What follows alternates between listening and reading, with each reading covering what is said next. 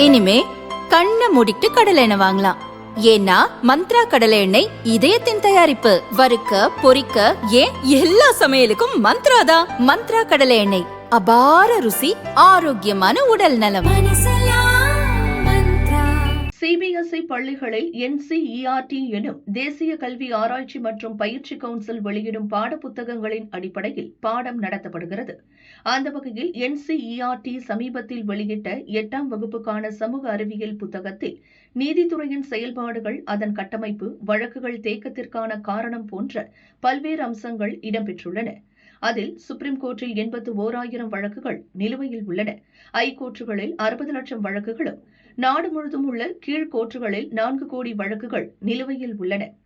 நீதிபதிகள் பற்றாக்குறை, சிக்கலான நீதித்துறை செயல்பாடுகள், உள்கட்டமைப்பு வசதிகள் இல்லாததே இதற்கு காரணம் என அந்த புத்தகத்தில் கூறப்பட்டுள்ளது. மேலும் நீதித்துறையில் ஊழல் என்ற வாசகமும் அது பற்றிய சில குறிப்புகளும் 8ஆம் வகுப்பு பாடத்தில் இடம்பெற்றுள்ளது. இன்று காலை சுப்ரீம் கோர்ட் கூடியதும் பார் கவுன்சில் மூத்த உறுப்பினர் கபில் சிபல் இந்த விவகாரத்தை கையில் எடுத்தார்.